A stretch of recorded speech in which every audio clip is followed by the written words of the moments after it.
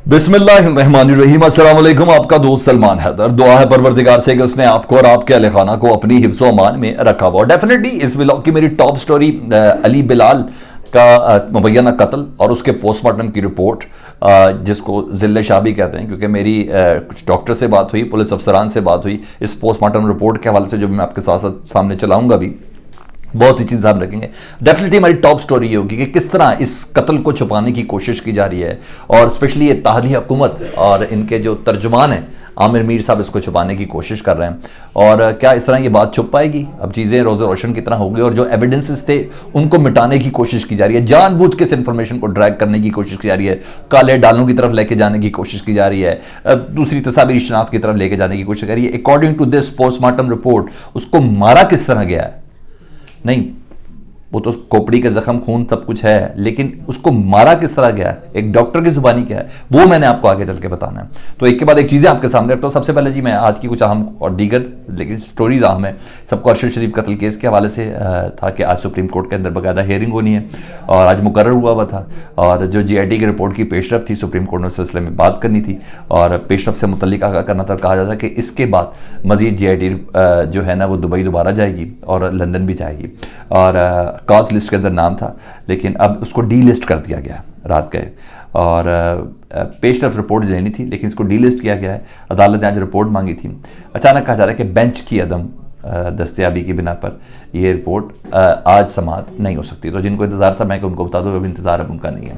अब आज मैं ज़रा ज़िले शाह अली बिलाल के ऊपर, डॉक्टर मुख्तार अहमद जी MS हैं सर्विसेज हॉस्पिटल के। अब मैं आपको ज़रा कड़ियाँ जोड़ के बता रहा हूँ कि कर क्या रहे हैं ये लोग।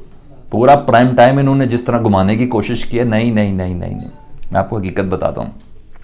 डॉक्टर मुख्तार अहमद हैं MS मेडिकल सुपरिटेंडेंट सर्विस अस्पताल के। इन्होंने इब्तदा में यह बयान दिया, इब्तदाई जो होता उन्होंने बयान दे के बताया कि ज़िले शाह को मुर्दा हालत में लाया गया था, ठीक है जी, और सर पर उनके ज़ख्म के निशान थे। इन्होंने बताया कि तशद्दुद हुआ, इन्होंने ही बताया था। और फिर उसके बाद हमने आपको बताया कि बाकायदा तौर पर इस कत्ल को छुपाने की कोशिश की जा रही है, इंतज़ामिया की तरफ से छुपाने की कोशिश की जा रही है, एक्सीडेंट डिक्लेयर करने की कोशिश की जा रही है। फिर जो उनके वालिद ने बताया कि मेरे बेटे ने मुझे फ़ोन करके कहा कि मैं अबू मैं गिरफ़्तार हो गया हूँ, लेकिन अम्मी को ना बताना, अम्मी परेशान हो जाएंगी। उसके बाद चीज़ें मज़ीद खुली, और फिर पोस्टमार्टम रिपोर्ट ने तो सारा ये गंदा धंधा वो खोल दिया, ठीक है जी। पहले मैं जब पोस्टमार्टम रिपोर्ट के कुछ अनासर आपको बताऊं, कुछ पॉइंट्स आपको बताऊं, फिर आपको बताता हूं जिस पर तशद्दुद साबित हुआ जी उसकी वजह से। मैं हैरान था किस बिना पर, ये मैं आपको बाद में बताता हूं, लेकिन ये सुने जी। पोस्टमार्टम रिपोर्ट में अली बिलाल पर तशद्दुद की तस्दीक हो गई है जी। अब मेरी डॉक्टर से बात हुई तो उसने क्या बोला, उन्होंने कहा मौत दिमाग में गहरी ज़रब आने की वजह से हुई है और खून ज़्यादा बहने की वजह से हुई है। मैंने पूछा इस रिपोर्ट के मुताबिक, ये जो फुटेज आप देख रहे हैं, कि ये क्या हुआ जा हुई होगी। उन्होंने कहा इसको सर पटखा गया है, बार बार, एक बार नहीं बार बार पटखा गया है, जिसकी बिना पर पोस्टमार्टम की ये रिपोर्ट सामने आई है। और पोस्टमार्टम ये आम पोस्टमार्टम नहीं है, किसी एक डॉक्टर का पोस्टमार्टम नहीं है। जब पुलिस तशद्दुद के अंदर कोई शख्स जाँ बहक होता है तो उसके बाद पूरा बोर्ड बैठता है। पुलिस तशद्दुद के अंदर की हिरासत के अंदर अगर कोई बंदा जाँ बहक हो तो फिर बोर्ड फैसला करता है। इसलिए किंग एडवर्ड सर्विसेज हॉस्पिटल और जनरल हॉस्पिटल, ये तमाम एक बोर्ड की शक्ल में डॉक्टर स्पेशलिस्ट उसके अंदर मौजूद थे। डॉक्टर कहते हैं कि दिमाग की गहरी चोट, इसके सर को बार बार टॉर्चर करके पटका गया है।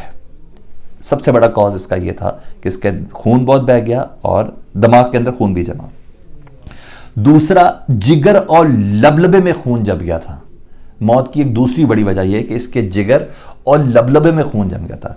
डॉक्टर साहब ये कह रहे हैं कि इसको ठुड्डे और घूंसे मारे गए हैं। अब आप उसको ज्यूम कर लें कि इस तरह का अगर कॉज बताया जाए तो उस मरने वाले शख्स के पेट के ऊपर घूसे, लातें, ठुड्डे ये मारे जाएं तो लबलबा पड़ जाता है, जिगर पड़ जाता है। उसकी वजह भी बताई जा रही है कि वहां बहुत ज़्यादा खून जमा हो गया था, ठीक है जी। तो एक्सीडेंटों में लबलबे और जिगर में नहीं तकलीफ होती, ये ध्यान में रखिएगा जी। उन्होंने कहा जिस्म के हसास अज़ा पर तशद्दुद का निशाना है, यानी इसको इन्वेस्टिगेट किया गया, इसको टॉर्चर किया गया हसास अज़ा पर। ये रिपोर्ट्स आपके सामने चल रही है, आपको खुद चीज़ें पता होंगी। खोपड़ी का एक बड़ा हिस्सा मुतासर हुआ है, इसको पकड़ के ना हिट किया गया। लेकिन ज़ाहिरी बात इतना बड़ा दाग निगरान हुकूमत कैसे ले, आमिर मीर साहब कैसे लें। और हकीकत यह है कि डॉक्टर मुख्तार अहमद एज आ MS रात को उनकी ट्रांसफ़र कर दी गई है।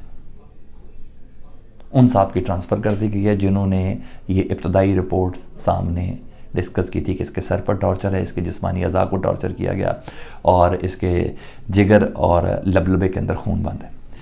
अच्छा, मैं हैरान किस बात पे हुआ कि सरकारी अस्पताल में सरकार की मंशा के बगैर ये रिपोर्ट कैसे दी जा सकती। मैं हैरान तो हुआ, डेफिनेटली हैरान हुआ, क्योंकि ये तो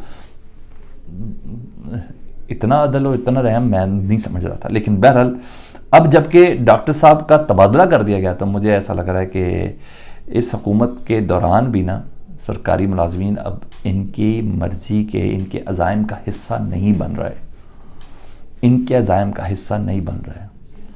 तो ये रिपोर्ट अब आपको गुमराह करने की कोशिश दाएं बाएं किसी तरीके से कि 3 दिन बाद रिपोर्ट आनी। अरे भाई, ये सारे एविडेंस क्लियर हो गए, लेकिन रोज़े अभी नहीं करेंगे। परवरदिगार की अदालत तो है ना। तो मेरे according to doctor and police officer जिनसे मेरी बात हुई, उनका ये कहना है कि इसके सर पटका गया है, इसके जिस्म पे खून से औलातें मारी गई हैं, इसलिए इसके ऊपर टॉर्चर और तशद्दुद के निशानात है और जिगर फटा है, यहाँ तक कि जहाँ खून जमा है जिगर और लबलबे पर। ठीक है, ये तो ये हो गया। तो बहरहाल इंशाअल्लाह ताला हाँ,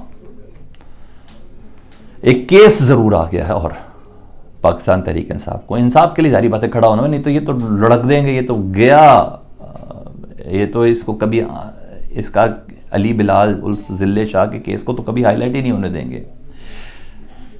शहबाज गिल, जी हाँ, इमरान खान साहब ने टेकअप किया तो बात कुछ इंसाफ तक जा रही है, या उम्मीद है। आज़म सवाती, उम्मीद है। और अब ये लड़का, PTI ने पूरा फैसला किया है कि अब उन पॉइंट्स की तकरीर का कैंपेन में ये शख्स होगा, शायद तभी इनको अंजाम मिले। कितना 2 महीने रह लेंगे, 3 महीने और रह लेंगे निगरान हुकूमत, जाना तो है ना। इसलिए निगरान हुकूमत के गले ये चीज़ पड़ गई है, ये चीज़ पड़ गई। तो ये थी। अब आगे आ जाऊँ जी। अच्छा जी, शुएब शेख साहब को गिरफ्तार कर लिया गया जी, और बोल न्यूज़ के मालिक हैं जी। हुकूमत की तरफ से दबाव तो था उनके चैनल के ऊपर जी, और जाहिर बात है इमरान रियाज जैसा एंकर जो हुकूमत की पॉलिसीज़ और बिल्कुल PTI को फुल सपोर्ट करने वाले, वो प्रोग्राम भी करते हैं। दीगर भी कई चीज़ें हैं, कई एंकर्स हैं जो उधर काम कर रहे होते हैं। और बोल न्यूज़ का ये भी है कि मौजूदा हुकूमत की पॉलिसी से बहुत इख्तलाफ रखते हैं, बहुत इख्तलाफ रखते हैं। और वरना 7 साल पुराना वाला जो केस है ना, उसको दोबारा ना जिंदा किया जाता। मुझे नहीं पता कि उन्होंने रिश्वत दी थी नहीं दी, मेरा इससे मामला नहीं है, लेकिन 7 साल पुराने केस में उनको गिरफ्तार किया गया है कि उन्होंने जज को रिश्वत दी थी एग्जैक्ट की जाली डिग्रियों के केस में। मेरा सिर्फ इतना सवाल है कि FIA को 7 साल पुराना केस क्यों खोलना पड़ा है? 7 साल पुराना केस क्यों खोलना पड़ा है? रिश्वत दी थी नहीं दी थी, मेरा ये मामला नहीं है। ये जो इस टाइम है ना, ये FIA की बदनीयती जाहिर हो रही है। बुनियाद है कि जज को रिश्वत देने का मामला नहीं है, मुझे जो लगता है ये जज को रिश्वत देने का मामला नहीं तो 7 साल पुराने केस को दोबारा जिंदा न करते। मामला है इमरान खान की आवाज़ सुनाने का, ये आवाज़ इमरान खान की सुना क्यों रहे हैं, इसके अलावा कोई एंगल समझ में मेरे नहीं आती। FIA की बदनीयती इसके अंदर समझ आती है। जी हाँ, वो काबिल कबूल नहीं है इमरान खान की आवाज़ सुनाना। अच्छा जी, हाँ, बहाना रिश्वत ज़रूर हो सकता है, लेकिन निशाना इमरान खान है जो मेरी समझ में आती है। दूसरा, आपको मैं पहले भी बता चुका हूँ कि विद इन हुकूमत, PDM नहीं, विद इन हुकूमत पीपल्स पार्टी का लावा पकता जा रहा है। और वो समझ रहे हैं, बल्कि यकीनन सही समझ रहे हैं कि हमारा पॉलिटिकल जो कैपिटल है ना, वो इस हुकूमत ने और स्पेशली इसहाक डार साहब ने बिल्कुल ख़त्म करके रख दिया, बहुत ज़्यादा मुतासिर किया। और बिल्कुल सही कहते हैं, इसहाक डार की वजारत ख़जाना की वजह बहुत बड़ी बयान की जाती है। और मेरे पास यहाँ तक भी खबरें हैं कि ये लोग कुछ अर्सा पहले तक कोशिश भी करते हैं कि पीपल्स पार्टी का वज़ीर ख़जाना दे दें। तो बहरहाल बिलावल का असम्बलियाँ और वजारतें छोड़ने का जो बयान, और हम चलना मुश्किल हो जाएगा। जरदारी साहब का ये कहना है कि वो ऑक्सफोर्ड का पढ़ा, उसको गुस्सा बहुत जल्दी आता है। वो तो कहता है जो वादा किया वो पूरा करूँ, इसलिए वो बिलावल साहब बोलते थे हमें तो बर्दाश्त करने की आदत पड़ गई है 69 सालों से। तो बहरहाल ये सारी बातें, ऊपर से जरदारी साहब को ये कहना कि हम पीडीएम का हिस्सा नहीं है, हम गवर्नेंस का हिस्सा है, ये एक सर्टन खलीज बता रही है। और कल ये हुआ कि पीपल्स पार्टी के सोशल मीडिया ने मरियम बीबी के एक गुफ्तगू पे ना उनके मुखालिफ ट्वीट किया। मरियम बीबी ने ये कहा था ना 2013 के अंदर भी हमें इसी तरह दिवाली हालत में मिली और 2013 में पीपल्स पार्टी की हुकूमत गई थी ना, तो बख्तावर साहबा ने बाकायदा उसको रीट्वीट किया है कि ये प्रोपेगेंडा है और सिर्फ ये पीपल्स पार्टी पर डालने की कोशिश करी है मरियम बीबी। तो इतना बता दो, ये हंडिया बीच चौराहे पे फूटने के बहुत करीब है, दरारें पड़ गई, फूटने के बहुत करीब है।